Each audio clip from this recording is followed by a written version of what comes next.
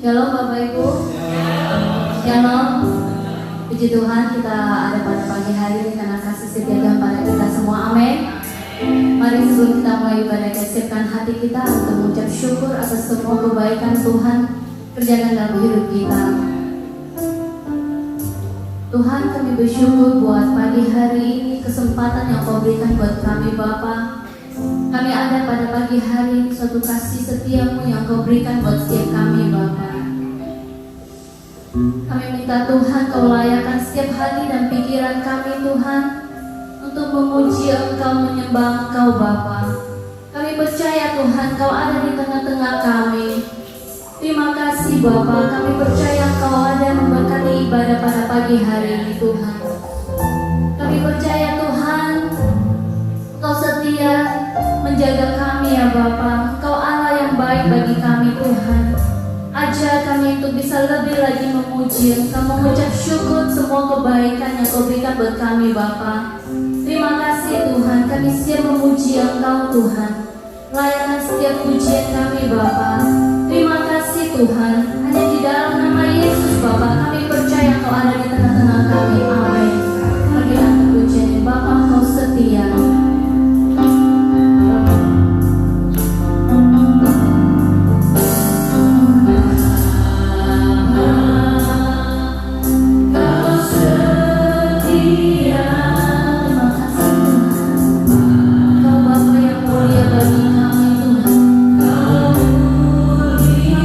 Bersama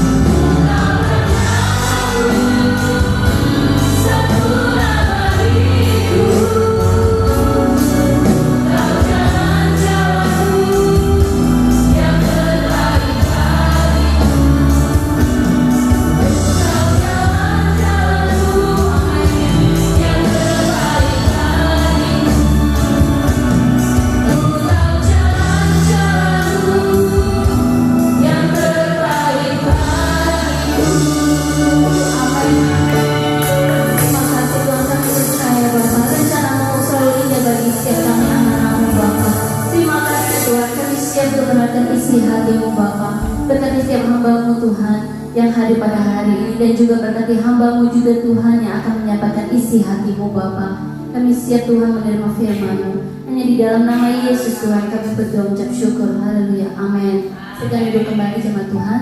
Oke, shalom semua. Apa kabar? Selamat pagi, selamat beribadah.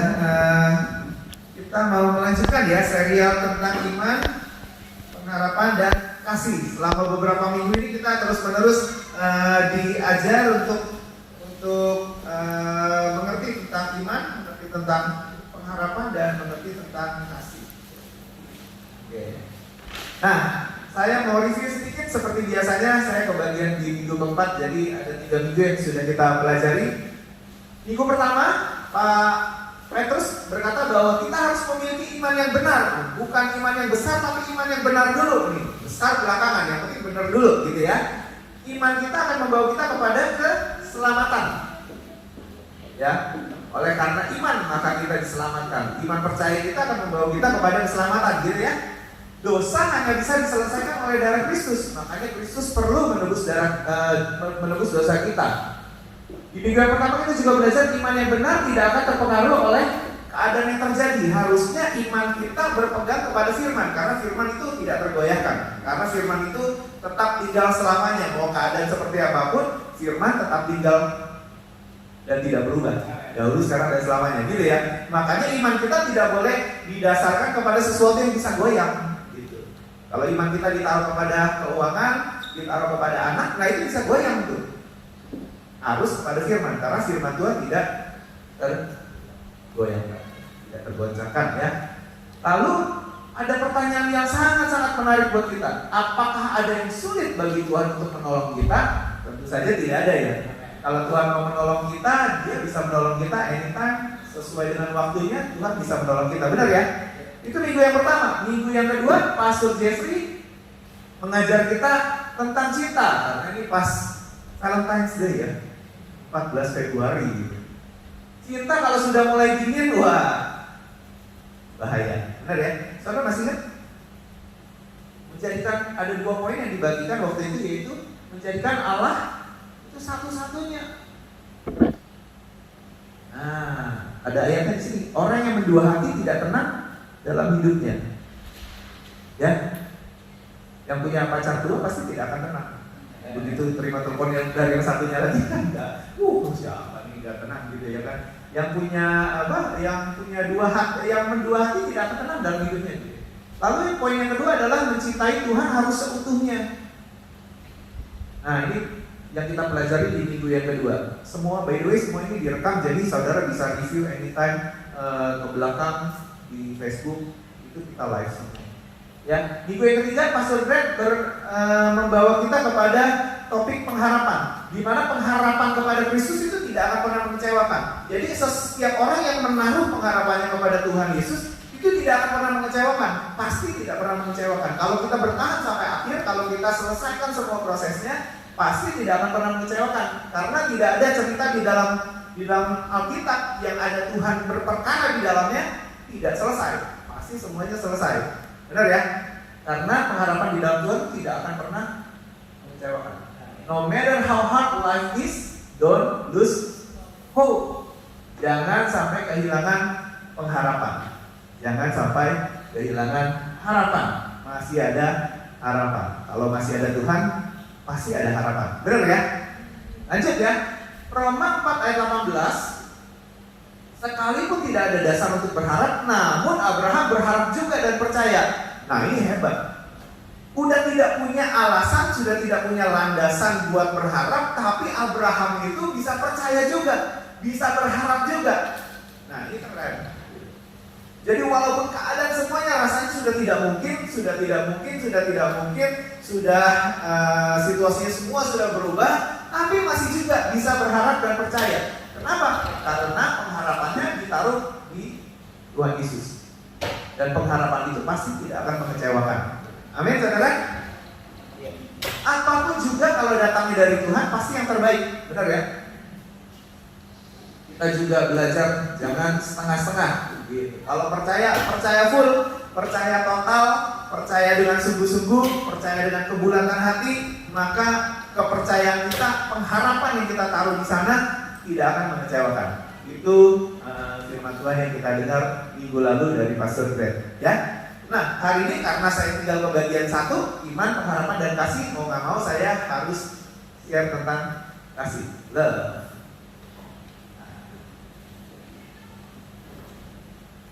Kira-kira menurut saudara yang pinter-pinter bahasa Inggris nih, love itu kata kerja, kata sifat, atau kata keterangan?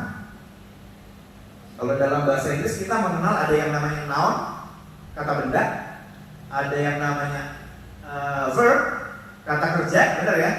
Ada yang namanya adjective, kata sifat. Masih kan? Saya udah lupa sih sebenarnya.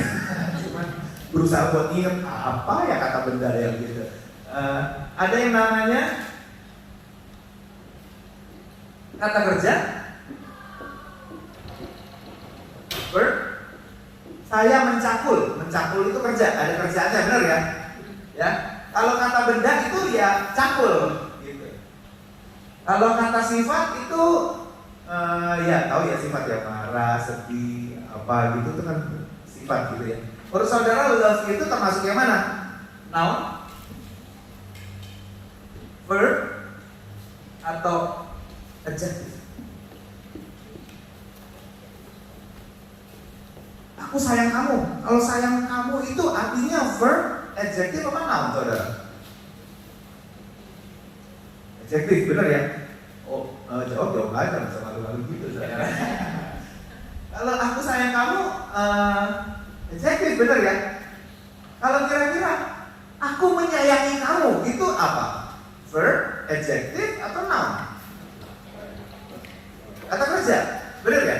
Aku ada tindakannya apa? Aku menyayangi kamu, benar ya? Itu kan udah bukan kata sifat lagi, karena itu sudah ada pekerjaannya yaitu menyayangi, gitu, benar ya?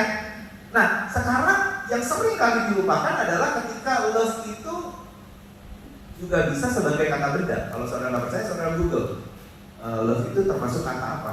Karena love itu ternyata masuk tiga-tiganya. Bisa jadi kata benda, bisa jadi kata kerja, bisa jadi kata sifat, ya. Tapi sebelumnya kita mau lihat dulu deh satu ayat yang kita terus-menerus diajar selama beberapa minggu ini. Demikianlah tinggal ketiga hal ini, yaitu iman, pengharapan, dan kasih. Dan yang paling besar diantaranya ialah kasih, love. The greatest of these is love. Iman itu akan membawa kita kepada keselamatan. Pengharapan akan membawa kita kepada ketahanan untuk berharap, ya, ketahanan untuk tetap percaya. Dan tapi kasih ini adalah yang akan membawa kita untuk sampai kepada persekutuan yang indah bersama-sama dengan Tuhan. Nah, kita mau lanjut dulu. Jadi love is the greatest. Ada 3 poin yang saya mau bagikan di sini. Yang pertama adalah gini. Karena love itu sebagai kata benda juga, makanya kita harus kenal. Nah, harus kenal. Kalau ada bendanya, ada objeknya, ada pribadinya, kita mesti kenal. Untuk kenal seseorang, ya kalau kita mau tahu seseorang dan orang itu ada pribadinya, kita mesti kenal dulu. Nah, demikian juga kasih. Kasih itu ada pribadinya, ada sosoknya. Oke, kita lihat 1 Yohanes 4. Saya tulis di sini 7 sampai 20. Nanti saudara bisa lanjutkan, saya cuplik-cuplik beberapa ayat di sini. Cuman seluruh perikopnya itu 7 sampai 20 atau 21. Ayat yang 7 berkata demikian, saudara-saudaraku yang kekasih, marilah kita saling apa? Mengasihi, sebab kasih itu berasal dari Allah. Dan setiap orang yang mengasihi lahir dari Allah dan mengenal Allah. Barang siapa tidak mengasihi, ia tidak mengenal Allah, sebab Allah adalah kasih. Tuhan adalah kasih. Dalam hal ini kasih Allah dinyatakan di tengah-tengah kita, yaitu bahwa Allah mengutus anaknya yang tunggal ke dalam dunia supaya kita hidup olehnya. Ini cara Tuhan mengasihi kita nih. Tuhan mengutus anaknya yang tunggal ke dalam dunia supaya kita hidup olehnya. Tetapi ayat 8 dengan jelas berkata bahwa sebab Allah adalah kasih. Jadi love is a person. kasih itu adalah sebuah pribadi. Bukan kata sifat lagi, bukan kata kerja lagi, tapi juga ada sosoknya, ada pribadinya. Love itu punya nama. Namanya adalah Tuhan Yesus. Jadi ketika kita sebut Tuhan, itu sebenarnya ketika kita mau kenal Tuhan, sebenarnya kita mau kenal kasih. Karena love itu juga bisa berbentuk noun, dan kadang-kadang ini yang dilupakan.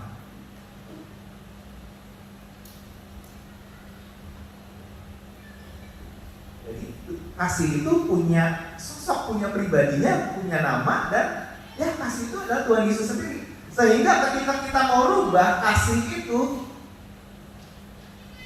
kita bisa ganti namanya dengan Tuhan Yesus. Karena selama ini kita kenal Tuhan kita adalah Tuhan Yesus, dan kita tahu salah satu sifatnya adalah kasih. Cuman kita nggak ngerti bahwa sebab Allah itu adalah kasih.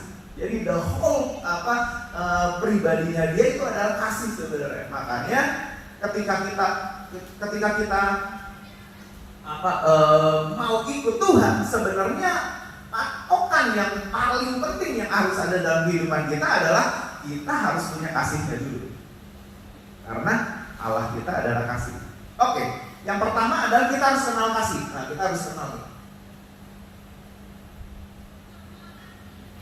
Tuhan Yesus, harus kita kenal.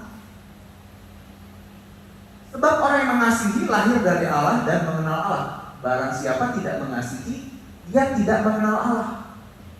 Sebab Allah adalah kasih. Yang ayat yang tadi kita baca.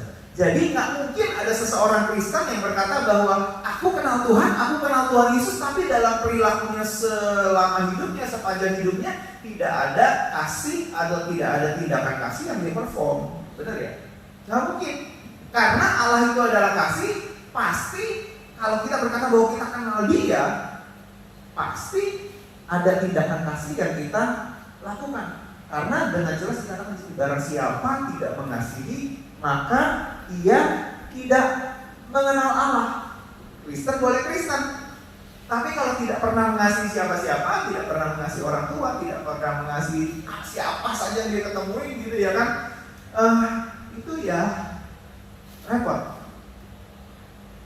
Saudara, nggak tahu ya, ini mungkin analisa saya aja ya. Di sini banyak juga loh ternyata orang yang lebih cinta kepada binatang, lebih menaruh perhatiannya kepada binatang daripada kepada orang. Benar nggak? Pengamatan saya salah apa enggak? Banyak juga ternyata.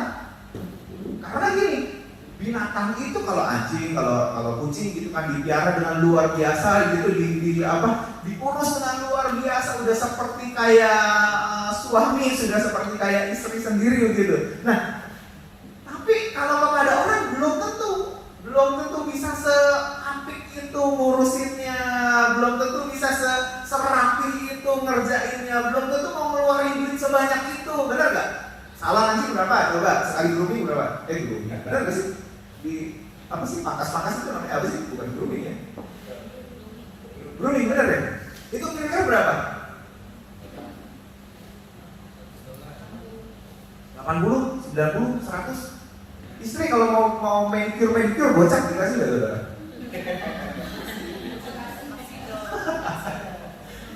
Benar nggak? Kadang-kadang orang lebih rela keluar duit buat anjing. Sekali ke dokter anjing ya 250 habis gitu. Benar nggak? Antibiotik, coklat, istri, suami dan anjing pernah loh. Saya bawa seorang penumpang gitu ya, anjing. Nangis-nangis, yang punya udah nangis-nangis, udah nggak tahu dan rasanya bagaimana, udah nangis luar biasa. Tolong bawa ke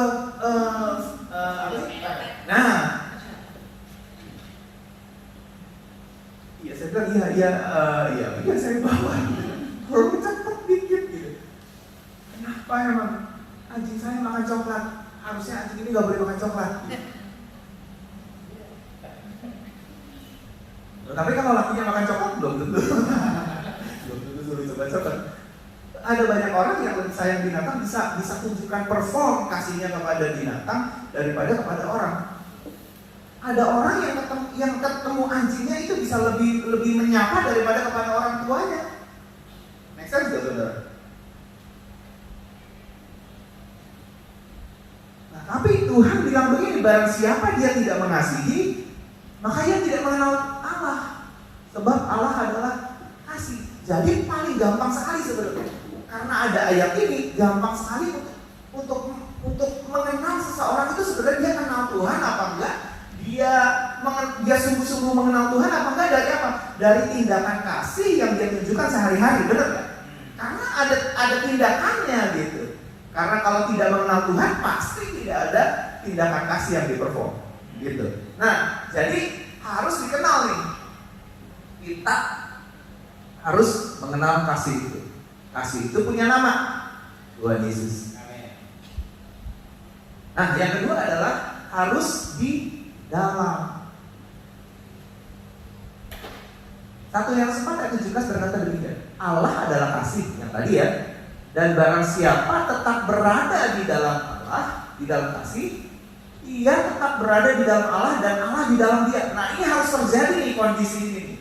Dia harus tetap ada di dalam Allah dan Allah ada di dalam dia. Itu mesti terjadi supaya kasih itu kita miliki. Supaya kasih itu kita miliki. Kalau kita miliki, kita punya, maka kita punya tindakannya. Kita bisa bertindak. Tapi kalau kita tidak punya, tidak mungkin kita bisa bertindak mengasihi. Benar ya? Make sense ya? Jadi harus punya dulu dan harus di dalam dulu. Kita harus kenal Tuhan, kita harus ada di dalam Tuhan. Sebab Allah adalah kasih. Namun ada pribadinya, ada sosoknya, ada namanya, dan namanya itu adalah Tuhan Yesus. Amin, saudara. Jadi coba katakan dengan saya, mengenal Tuhan. Allah adalah kasih. Aku harus mengenal Allah. Jadi kita mesti kenal, saudara. Sepanjang kita terus-menerus datang ke gereja, sepanjang terus-menerus kita melayani Tuhan, sepanjang terus-menerus kita berdoa, sepanjang terus-menerus kita baca Alkitab, harus ada penambahan progres di dalam kita semakin mengenal Allah, semakin mengenal kasih itu, semakin tahu kasih itu bentuknya kayak gimana, semakin tahu pribadi yang punya kasih sejati itu kayak bagaimana. Nah, itu mesti diukur dari situ. Karena kalau makin lama tahun pelayanan kita makin nambah, pengenalan kita akan Tuhan semakin tidak bertambah, ada yang salah di dalam cara kita melayani. Benar ya? Benar gak sih? Lah, umur pelayanan kita makin lama makin bertambah loh, saudara. Benar ya? Iya. 20 tahun yang lalu umur pelayanan saya mungkin 19 tahun. Benar ya? Enggak deh, salah. Kembali. Jadi kira-kira sampai sekarang ini saya sudah melayani kira-kira ya 25-26 tahun lah. Mungkin kira-kira segitu ya. Karena saya mulai pelayanan dari umur 17 tahun. 17 tahun sekarang sudah 42 ya, berarti sekitar 25 tahun ya. 25 tahun. Tapi pengenalan akan Tuhannya itu belum tentu bisa sebanyak 25 tahun gitu.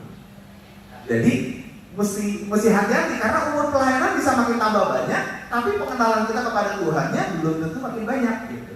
Nah, ini yang mesti dihati-hati di highlight dalam hidup kita. Kita harus kenal Tuhan, semakin kenal Tuhan, dan kita harus ada di dalam Tuhan.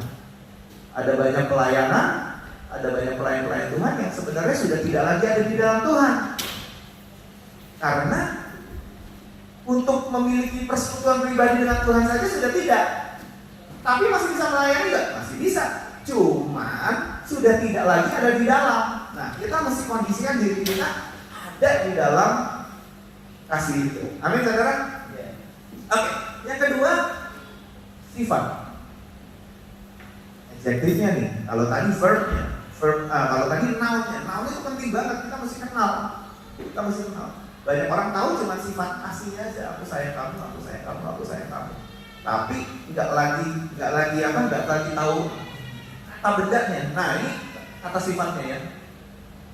Kasih juga bisa bicara soal kata sifat. Oke, lanjut. Efesus 3:18 Paulus berdoa demikian. Aku berdoa supaya kamu bersama-sama dengan segala orang kudus dapat memahami betapa lebarnya, betapa panjangnya, betapa tingginya dan dalamnya kasih Kristus. Nah, dikatakan di sini bahwa kasih Kristus itu sifatnya panjang luar biasa, lebar luar biasa, dalam luar biasa, tingginya luar biasa. Yang artinya begini saudara, seumur hidup kita berusaha untuk mengenal kasih Tuhan, kita semakin terheran-heran karena makin lama makin tinggi, karena makin lama makin dalam kasih Tuhan, karena makin lama makin lebar kasih Tuhan, karena makin lama makin panjang kasih Tuhan, sehingga kita gak menghabiskan waktu kita untuk hal-hal yang tidak berguna. Benar gak saudara? Kalau ada satu hal yang aku mau kenal Tuhan, aku mau kenal kasih Tuhan, tapi kok semakin aku kenal, semakin aku tahu bahwa ada hal lain yang kasih Tuhan kok kayaknya lebih tinggi lagi daripada yang aku kenal, lebih dalam lagi dari yang aku kenal. Nah, kita akan excited dengan yang namanya Tuhan. Benar gak saudara? Karena kasih Tuhan itu luar biasa lebar, panjang, tinggi, dan dalam. Ini kan lambang infinity ya saudara. Infinity itu artinya tidak ada ujungnya. Artinya panjang sekali, lebar sekali, luas sekali, dalam sekali. Jadi Tuhan itu punya kasih yang luar biasa, punya kasih yang luar biasa. Nah, sifatnya kasih itu bagaimana? Ada dua yang harus terjadi ketika kita berkata bahwa kita mengasihi. Yang pertama adalah mengekang diri. Yang kedua adalah memberi diri.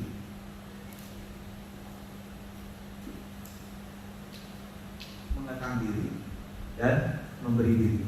Oke, yang mengekang diri maksudnya bagaimana? Gila. Yang mengekang diri ini saudara, karena ada dua tipe orang nih.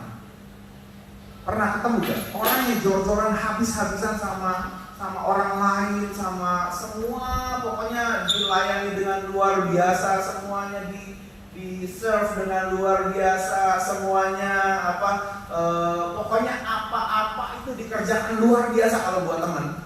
Tapi kalau buat diri sendiri itu nggak bisa sabar, nggak bisa murah hati, nggak bisa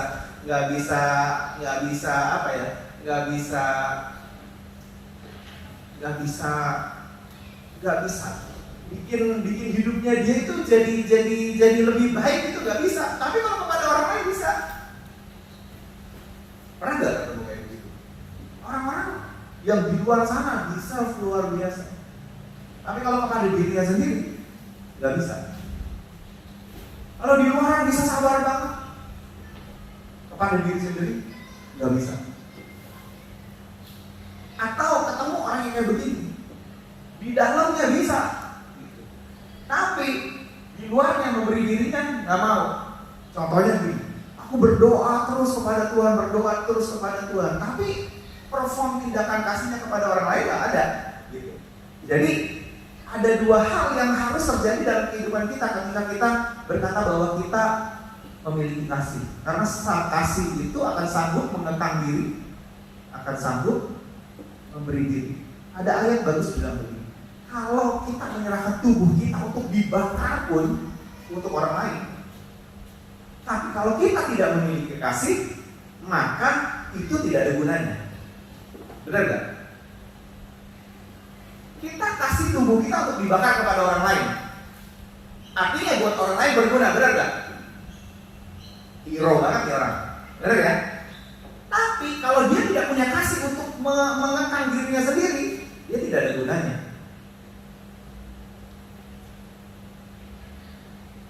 Ada juga orang yang terus menerus nih berbahasa roh, terus berdoa, terus gitu kan. Nah, tapi tindakannya di luarnya ketika memberi diri gak bisa aja melayani dengan teman-teman yang lain, gak bisa aja mengampuni. Karena yang dia pikir adalah kalau aku mengasihi Tuhan caranya tuh aku begitu, cuma mengekang diri aja. Nah, kasih yang kita maksud adalah ketika seseorang berkata kasih, dia sanggup mengekang dirinya sendiri dan dia sanggup memberi dirinya. Kita nanti akan lebih jelas lagi ketika kita dapat ayat ini. Kasih itu sabar, kasih itu murah hati, ia tidak cemburu, ia tidak memegahkan diri dan tidak sombong, ia tidak melakukan yang tidak sopan dan tidak mencari keuntungan diri sendiri, ia tidak pemarah, tidak menyimpan kesalahan orang lain, ia tidak bersuka cita karena ketidakadilan, tetapi karena kebenaran. Ia menutupi segala sesuatu, percaya segala sesuatu, mengharapkan segala sesuatu, sabar menanggung segala sesuatu, kasih tidak berkesudahan. Nubuat akan berakhir, bahasa roh akan berhenti, pengetahuan akan lenyap. Tapi kasih itu tidak lenyap. Oke, saudara, kira-kira dari semua ayat ini, dari semua ayat yang potongan-potongan kalimat ini, kira-kira semuanya untuk diri sendiri apa enggak? Semuanya untuk orang lain enggak? Oh enggak. Karena kalau dibagi, saudara, jadinya begini. Mengekang diri, ya. Tadi kan ada dua, harus punya parts mengekang diri dan harus punya parts membagi diri. Nah, sabar itu termasuk mengekang diri. Sabar. Benar ya? Tidak cemburu, tidak memegahkan diri, tidak sombong, itu parts yang kita mesti mengekang diri sendiri. Mesti perform di dalam tindakan kasih itu mesti ada parts di mana kita mengerjakan itu. Tidak melakukan yang tidak sopan, tidak kasar, tidak mencari keuntungan diri sendiri, tidak pemarah, tidak bersuka cita karena ketidakadilan, tidak menyimpan kesalahan orang lain, sabar menanggung segala sesuatu. Itu partsnya kita mengekang diri sendiri. Nah, dalam kasih mesti punya parts ini juga, karena gak lucu. Karena gak lucu banget kita murah hati kepada orang lain yang tadi saya cerita, jor-joran. Tapi untuk urusan marah tidak diurus. Benar ya? Jor-joran nih, berbagi, nolong orang.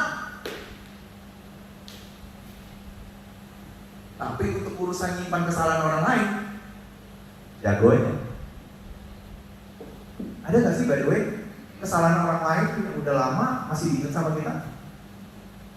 Simpen. Udah kayak harta luar biasa gitu kan, disimpan gitu kan. Udah kayak deposito gitu. Ada nggak? Nah, itu kan mesti dibuang. Itu parts-nya mengekang diri yang mesti kita keluarkan gitu. Saya ingat ya. Apa ya? Orang bikin salah sama saya, dan saya masih simpen. Yang bikin salah, ya ada sih beberapa sih. Ya beberapa, karena saya nggak mengizinkan berteman sama orang yang kira-kira punya potensi bikin salah terus sama saya. Nah, itu namanya menjaga diri gitu. Bener ya? Kalau ketahuan ini orang maling, ini orang maling, ini orang maling, ini orang maling, maling di sini, maling di situ, maling di sini, maling di situ, saya kan nggak bakal ada dekat, bener ya? Nah, makin kita jaga berarti kan makin sedikit sebenarnya orang yang punya potensi untuk bikin kita rugi, maksudnya begitu ya? Bener ya? Karena kita melarang banyak tuh. Jangan duduk sama pencemooh misalnya gitu. Kalau ini tukang gosip, ya kita kan mikir, bener ya? Karena jangan duduk ngobrol aja, duduk aja nggak boleh, apalagi ngobrol, bener ya? Saya juga sadar, bener ya? Jangan duduk sama kumpulan, sama orang yang pemarah, gitu. Ada juga tuh, kayak lah ini marah di sini, marah terus, marah lagi. Lah, kita kan ada ayatnya. Kalau kita nggak duduk sama dia, salah nggak? Alkitab bilang tuh, jangan. Nah, makanya sebenarnya saya ingat ada banyak gak sih ya kejadian-kejadian di mana orang itu bikin marah saya. Nggak terlalu banyak sih. Selain saya punya teman-teman yang nice, gitu kan?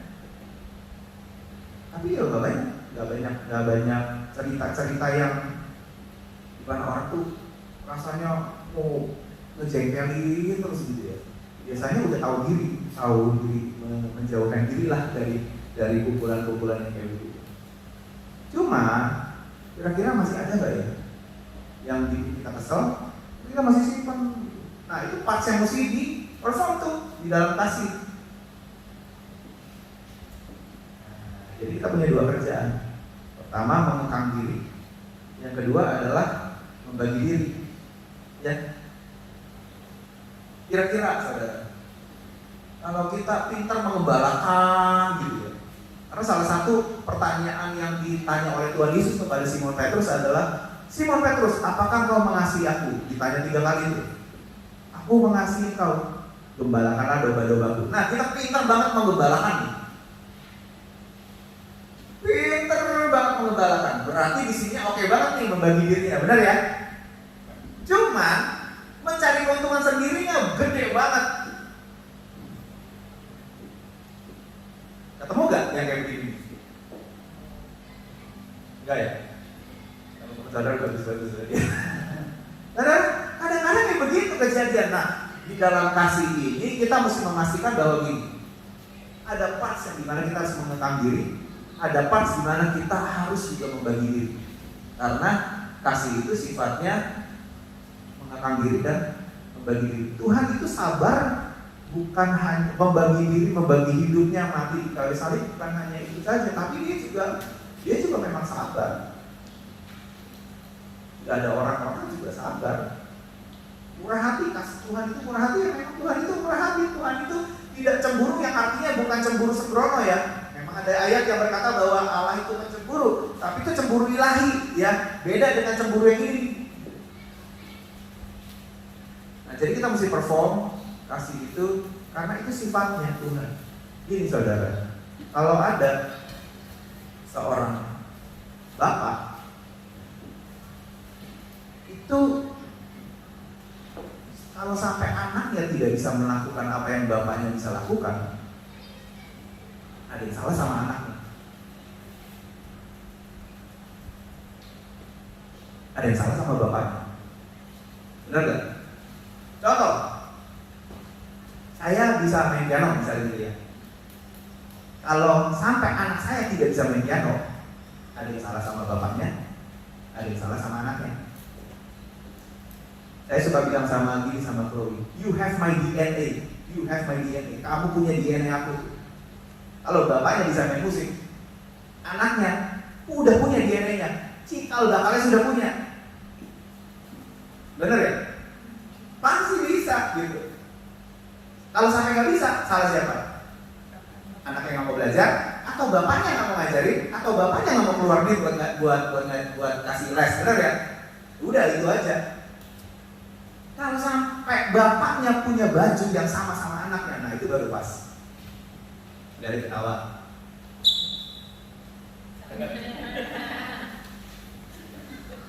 Lalu serius saudara. Ini bapak gitu, bajunya sama. Kebetulan. Kalau sampai bapak itu punya sifat mengasihi, kalau sampai anaknya tidak punya sifat mengasihi, salah besar berarti. Bisa aja saudara ya? Iya dong. Harusnya kalau bapaknya punya, anaknya punya juga. Benar gak? Iya dong. Kalau bapak itu sabar, anaknya gak sabar, ada yang salah. Benar ya? Kalau bapaknya murah hati, anaknya tidak murah hati, berarti ada yang salah. Kalau bapaknya tidak pemarah, anaknya pemarah, ada yang salah. Benar ya? Make sense gak sih? Karena sifat bapak ini ya gitu.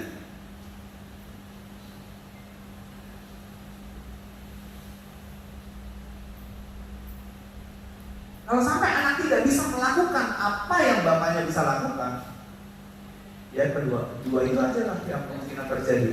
Yang pertama adalah bapaknya tidak benar, yang kedua anaknya tidak benar. Kalau sampai Chloe nggak bisa jahit karena maminya bisa jahit, salah siapa? Ya either salah dua orang itu lah, salah istrinya atau salah anaknya gitu, benar ya? Ya gampang-gampang aja lah saudara. Mungkin nggak bisa sebagus maminya karena effort yang ditaruh di situ, atau mungkin punya priority lain. Tapi kalau sampai nggak bisa, totally nggak bisa, itu salah luar biasa. Mungkin kita tidak bisa sabar seperti Tuhan sabar, panjang sabar gitu. Tapi minimal kita harus sabar. Saya juga sabar. Benar ya? Kalau di jalan kita masih flip our finger ke atas gitu kan, salah besar. Benar gak sih?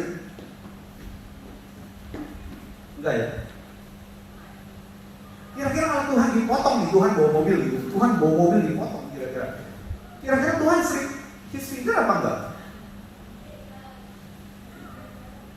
Ya enggak lah. Ya kalau Tuhan enggak begitu, harusnya anaknya juga enggak begitu. You have his DNA, benar ya? Cuma kan perjalanan kita mesti ke situ, benar enggak? Mungkin kita sudah kuat di hal yang lain nih, tapi sabarnya mungkin enggak. Marah misalnya. Pada saya mikir-mikir ya, kapan terakhir kali saya marah ya? Kapan terakhir kali saya marah ya? Marah yang lumayan marah lah ya begitu ya. Berapa ya? Apa ya? 2 bulan lalu. Kalau kepada teman-teman sini, saya yakin saya tidak pernah marahin saudara. Saya yakin. Kepada pegawai di restoran, saya yakin sudah tidak marahin pegawai di restoran.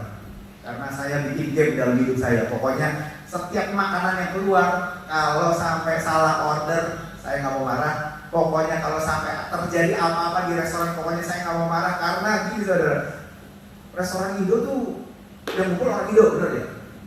Yang tahu rata-rata yang kita pergi itu adalah yang tahu kita tuh bergereja gitu. Nah kalau sampai kita marah di situ, amburadullah gitu. Apalagi kita pendetanya. Kalau kita marah, wah luar biasa gitu. Pokoknya luar biasa. Kemarin kita makan tuh di ala itu tuh. Kalau sampai kita ngamuk di situ ya, yang punya tahu kita ke gereja, bikin komsel bareng lagi gitu. Kalau sampai kita ngamuk di situ aja, luar biasa dah. Udah nyebar kemana-mana. Saudara, saya udah pikir-pikir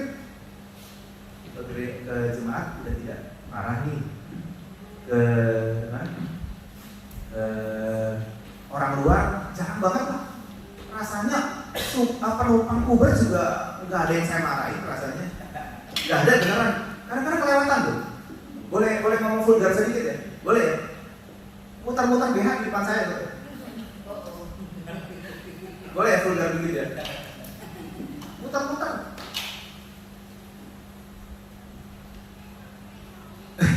Makanya berdoa buat suaminya. Kalau ada suaminya suka gitu, ketemu aja hal-hal yang aneh saudara. Apalagi saudara, itu kertas gitu ya, punya di pipi. Marah gak? Masih bisa tahan. Masih bisa tahan. Pintu ditendang. Wow. Masih bisa tahan. Masih bisa tahan. Nah, saya bikin game. Pokoknya siapa yang masuk udah diperlakukan seperti istri. Masuk, saya anterin sampai tempatnya, kasih bintang 5. Itu cara saya melatih kesabaran. Apapun yang terjadi, pokoknya kalau sudah saya izinkan masuk ke dalam mobil, saya mesti anterin ke tempatnya, saya kasih bintang 5. Itu cara main game. Seperti saya bawa masuk istri saya ke dalam kehidupan saya gitu. Pokoknya saya mesti anterin, kasih bintang 5 gitu. Ada ya? Senang. Saya pikir saya udah nggak marah di mana-mana, saya udah nggak marah di mana, cuma saya masih marah sama anak, saya masih marah sama istri. Nah itu. Boleh ya jujur ya. Cuman menurut saya itu ada bagian di dalam saya mesti kasih nasihat, kasih teguran, kasih kasih shock terapi dikit kadang-kadang gitu. Buat apa? Karena saya kepingin mereka lebih baik. Karena kalau dibilang nggak boleh marah sama sekali, ya sebenarnya ya Tuhan juga marah. Cuman poin di sini adalah gini. Kalau Bapak kita punya sabar, harusnya kita punya sabar. Kalau Bapak kita tidak sombong, harusnya kita tidak sombong. sombong amat gitu. Nggak boleh begitu, benar ya? Sombong amat gitu. Nggak boleh, saudara. Kalau bapak kita nggak sombong ya kita harusnya nggak sombong kita, karena kita punya DNA. Maksudnya tuh adalah begitu, ceritanya tuh kayak begitu. Jadi gini, kita pikir sifat Tuhan tuh apa aja ya? Oh, berarti aku harus punya itu, aku harus punya itu, aku harus memiliki itu. Karena poin yang kedua adalah kita harus memiliki sifat Tuhan, yaitu kasih. Kasih itu adalah ini semua nih, gitu. Lanjut ya, karena masih ada sedikit lagi. Nah, yang ketiga adalah kita harus mempraktekkan kasih. Kasih itu kalau tidak dilakukan itu sama seperti kayak gong aja, udah bunyinya kencang tapi gak ada isinya gitu maksudnya. Ya, jadi kita mesti mempraktekkan kasih. Kita sudah kenal, yang kedua kita kenal sifatnya Tuhan. Sekarang waktunya kita adalah untuk mempraktekkan kasih yang ada dalam kehidupan kita. Kalau kenal, kita pasti memiliki kasih. Ya, yang kedua adalah kalau kita tahu bahwa kita punya sifat itu, ya kita mesti punya sifat itu. Yang ketiga, kalau kita sudah punya, kita mesti mempraktekkan apa ya, ini semua nih. Bayangin betapa banyak pekerjaan kita ya, benar ya? Iya, ngurusin satu tidak marah aja saudara ya. Saya mesti bikin beberapa game loh dalam diri saya. Saya menyebutnya game. Sampai istri saya bilang begini, kenapa sih bikin game begitu amat gitu? Yang fair aja loh, semua orang juga fair gitu, kasih bintang berapa ya? Ya yang sesuai lah gitu. Kenapa sih bikin game sampai begitu amat? Kayaknya menyusahkan banget. Justru sebenarnya menurut saya tidak menyusahkan. Saya nggak perlu mikir, ini orang perlu dikasih berapa ya? Kan mikir ya, bener ya? Bener gak sih saudara? Ini orang perlu dikasih rating berapa ya? Kelewatan banget nih orang muter-muter BH depan gue gitu. Bener gak? Terus aja gak perlu mikir, kurangi satu pekerjaan. Ya udah, yang udah ada di situ 5, udah 5 lah gitu. Itu menurut saya jadi gampang karena saya gak perlu mikir yang lain. Ini latihan membuat gak marah aja saudara. Saya mesti bikin luar biasa saudara. Game-game dalam hidup saya supaya saya bisa melatih di situ. Gitu. Jadi kita mesti mempraktekannya bagaimana caranya? Ya, melakukan firman Tuhan itu sebenarnya adalah mempraktekkan kasih yang ada dalam hidup kita. Percaya segala sesuatu, melindungi segala sesuatu, mengharapkan segala sesuatu, itu juga sama, mesti dipraktekkan. Jadi ada hal-hal yang kita tahu bahwa aku harus kenal Tuhan, karena kasih Tuhan itu dalam banget. Kalau hari ini aku percaya akan hal ini kepada Tuhan, aku tahu ada hal lain yang harus aku belajar untuk percaya kepada Tuhan di dalam hal yang lain. Ketika Tuhan berkata sesuatu, biar aku percaya. Sehingga pelayanan kita itu tidak jadi pelayanan yang monoton. Pelayanan kita jadi pelayanan yang selalu menyenangkan, karena kita tahu ada hal yang Tuhan bukakan lagi, ada hal yang baru lagi yang Tuhan nyatakan dalam kehidupan kita. Dan untuk diri kita sendiri, kita yakin kita jadi orang yang beda antara 10 tahun yang lalu waktu pas kita melayani dengan sekarang ketika 10 tahun kita melayani. Ada perubahan besar yang kita bisa rasakan dan orang lain bisa rasakan. Benar gak? Beda gak sih? 5 tahun lalu pelayanan sama sekarang pelayanan beda gak sih? Nah, mesti punya tuh. Kalau enggak, repot. Artinya kehidupan pelayanan kita nambah, tapi pengenalan kita akan Tuhan gak nambah. Gitu ya. Lanjut ya, boleh? Nah, hukum yang terutama Tuhan bilang gini, kasihilah Tuhan Allahmu dengan segenap hatimu dan dengan segenap jiwamu dan dengan segenap akal budimu. Itulah hukum yang terutama dan yang pertama. Dan hukum yang kedua yang sama dengan itu ialah kasihilah sesamamu manusia seperti dirimu sendiri. Pada kedua hukum inilah tergantung seluruh hukum Taurat dan kitab para nabi.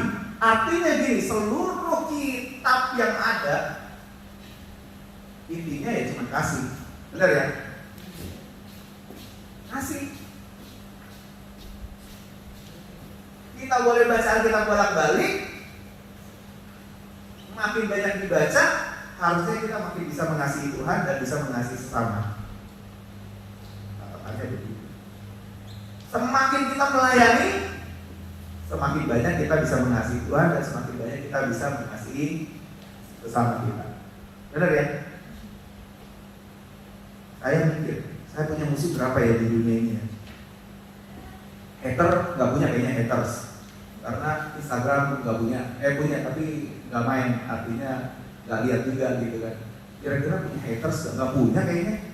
Di YouTube juga ya kan, karena nggak terkenal jadi nggak punya haters gitu. Gitu ya kan.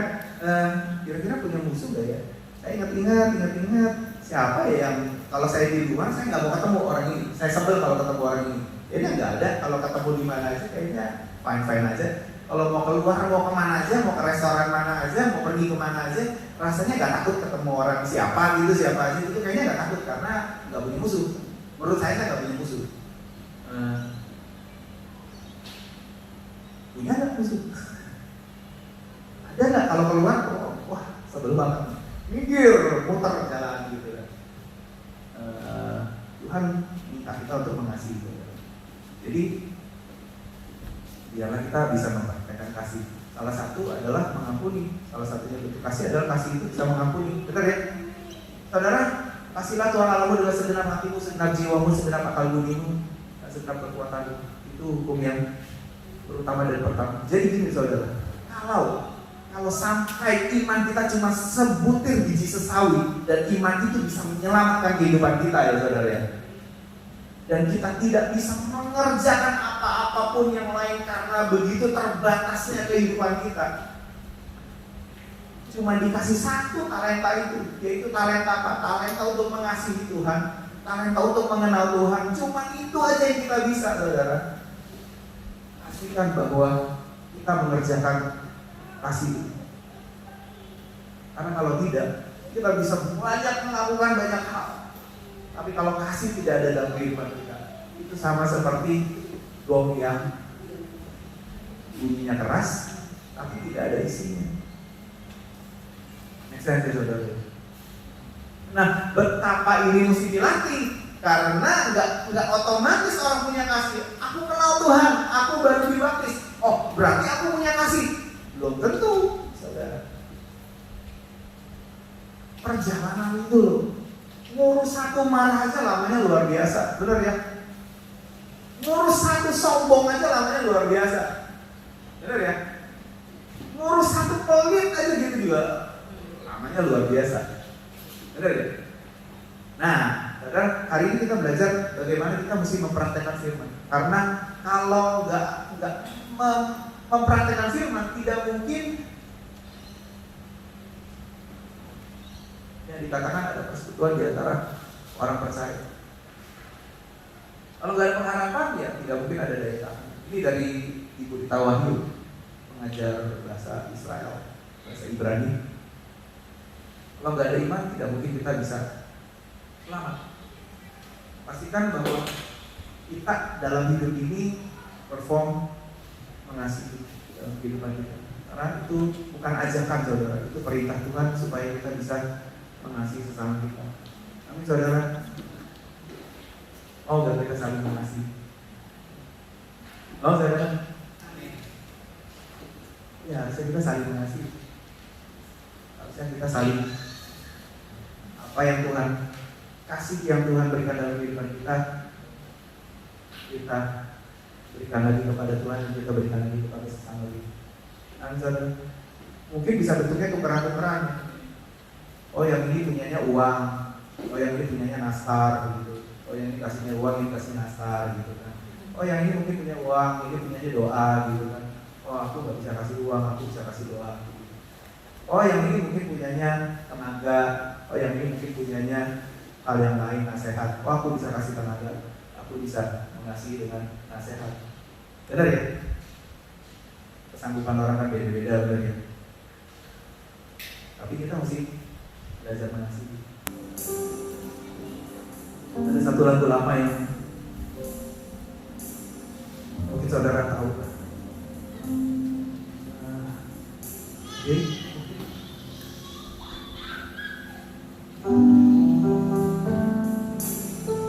Mengasihi lebih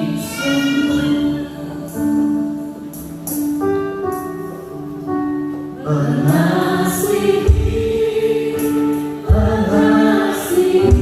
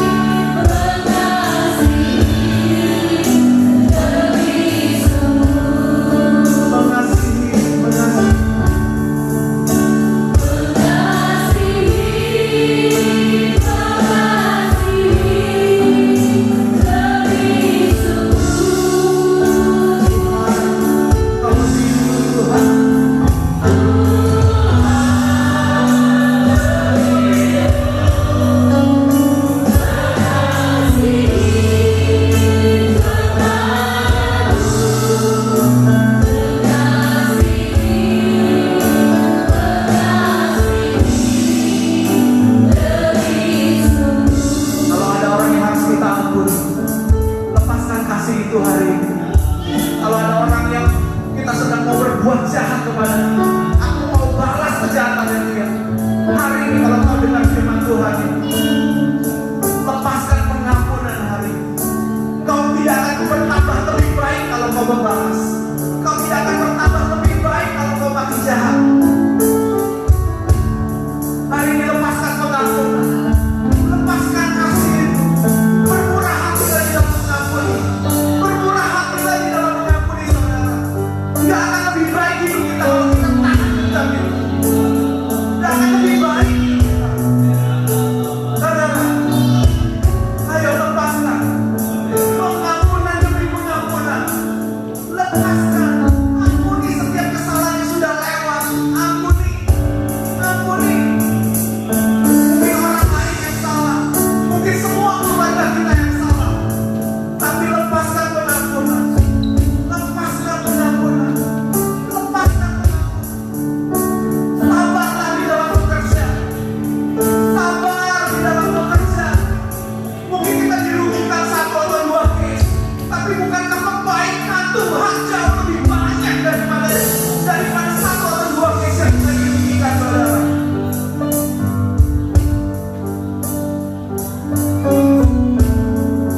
Saudara, mari kita praktekkan kasih dimanapun kita berada. Praktekkan kasih. Kalau orang lain tinggal di restoran bisa berantakan, terserah sudah ada tiket, sudah dibayar, sudah apa. Saudara, buat perbedaan dalam hidup kita. Saat kita datang ke restoran, saudara, beresin, rapikan, biar gampang dibawanya. Saudara, praktekkan kasih supaya orang bisa melihat kasih Kristus dalam hidup kita. Begitu hal yang simpel, begitu hal yang sederhana. Tapi kalau itu dilakukan, itu tidak membawa kita jadi rugi kok. Ya, justru anak-anak kita akan melihat orang tuanya punya kasih. Justru anak-anak kita akan lihat, oh, this is the way my parents taught me. Ini adalah cara yang orang tua ajarkan aku. Sehingga satu hari nanti mereka kemana, satu hari nanti mereka melayani di mana, satu hari nanti mereka makan di mana. Mereka punya ajaran itu. Saudara, apa yang bapaknya ajarkan akan tertanam di dalam hati anaknya. Apa yang bapak kita punya harusnya kita punya, saudara. Dan bapak kita, Tuhan kita sudah meneladani begitu banyak dalam hidupnya. He never flicks his finger. Kalau ada yang mendukakan hati dia, bahkan ketika dia ditombak pun, dia berkata, Bapak ampunilah kesalahan mereka sebab mereka tidak tahu yang mereka perbuat. Saudara, kalau hidup kita dirugikan, saudara, kita akan jauh lebih gampang rilis ketika kita ingat betapa besar kasih Tuhan dalam kehidupan kita, saudara. Ketika makanan basi yang keluar dalam kehidupan kita, saudara, saat kita pergi ke restoran, kita ingat betapa banyaknya makanan yang disediakan Tuhan dalam kehidupan kita. Kita tidak pernah kelaparan. Kita tidak pernah khawatir apa yang kita makan, minum, dan pakai, saudara. Saudara, Bapak kita luar biasa baiknya. Setiap kali kita memandang Bapak kita punya sifat yang baik itu, punya sifat yang sabar itu, punya sifat yang luar biasa itu, kita ingat terus 1-2 kejadian itu bagus untuk membentuk kehidupan kita, melatih kita supaya semakin hari semakin disempurnakan. Hari ini, mari kita tidak omong kosong, saudara. Mari kita tidak omong kosong. Keluar dari tempat ini. Let's practice. Mari praktekkan. Mari praktekkan. Karena apa yang Bapak bisa lakukan, harusnya kita bisa lakukan juga. Apa yang bisa Bapak kerjakan, kita belajar mengerjakan apa yang Bapak kita kerjakan. Bapak di surga, ajar kami Tuhan mempraktekkan kasih Tuhan. Kami tahu Tuhan kami punya iman kepada-Mu Tuhan. Kami tahu Tuhan kami diselamatkan karena iman percaya kami Tuhan. Kami tahu Tuhan kami bisa berharap kepada-Mu Tuhan. Pengharapan di dalam-Mu tidak akan pernah mengecewakan Tuhan. Tapi kami juga percaya Tuhan, kami mau belajar Tuhan, memiliki kasih-Mu Tuhan, memiliki kasih-Mu Tuhan, mengenal kasih itu Tuhan, dan mempraktekkan kasih dalam kehidupan kami Tuhan. Kami mau ajarkan hidup kami sendiri Tuhan. Kami mau melatih hidup kami sendiri Tuhan. Gak gampang marah Tuhan, gak gampang tersinggung, gak gampang sakit hati Tuhan, gak gampang kecewa, gak gampang Tuhan. Kami mau belajar Tuhan, kami mau belajar mengampuni. Kami mau belajar mengekang diri. Kami mau belajar membagi diri. Karena itu yang Kau lakukan dalam kehidupan kami semua Tuhan. Puji nama-Mu Bapa, berkati setiap jemaat-Mu yang mendengar firman Tuhan hari ini Tuhan. Biar ada roh yang baru yang keluar dalam kehidupan kami, hati yang baru yang bisa taat kepada firman-Mu Bapa. Terpuji nama-Mu di dalam nama Tuhan Yesus Kristus. Kami berdoa dan kami mengucap syukur. Kita semua sama-sama katakan amin. Tuhan Yesus memberkati. Tuhan Yesus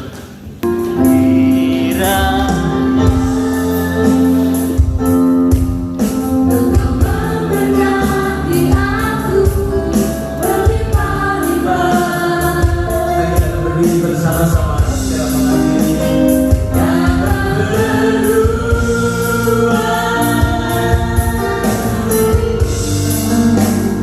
daerahku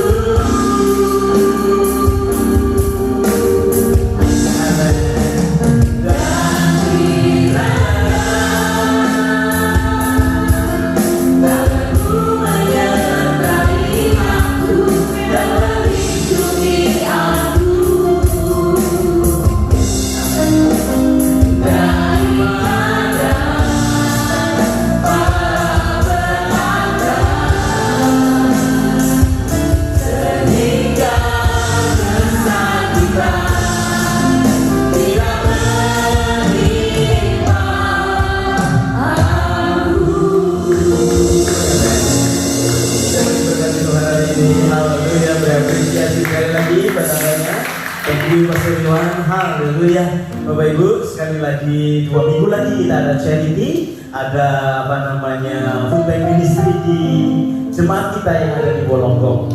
Sekali lagi saya encourage ambil bagian di dalamnya ya. Kita bisa kumpulkan beberapa pakaian yang pantas pakai yang kita punya sebelum saudara beli yang baru, ya dong, kumpul bisa dibawa ke sini. Satu orang bawa 2, 3, kita cukup bisa memberkati. Ada sekitar 150-200 orang setiap kali food bank ministry datang, dan kita tingkatkan dengan memberikan kepada mereka charity. Juga yang punya anak mainan mau diganti dengan yang baru, yang lama diminta supaya bisa jadi berkat buat anak-anak yang ada di daerah Bolonggong sana. Banyak sekali yang bisa kita buat ya, jadi sudah bisa kumpulkan untuk itu. Kita bersuka cita sekali lagi, iman, pengharapan dan kasih yang kita sudah selesaikan hari ini, saya berharap bisa kita kerjakan.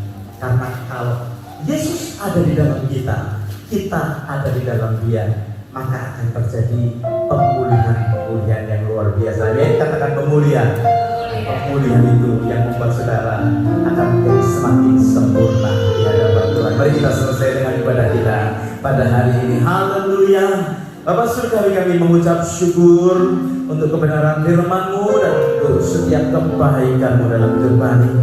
Kami selesaikan bulan ini, minggu ini dengan ucapan syukur yang besar, karena kami tahu Kau mengajar kami untuk terus melekat kepada Tuhan. Hamba-Mu berdoa terus terjadi pemulihan di antara kami, baik dalam hubungan kami dengan Tuhan maupun dengan sesama.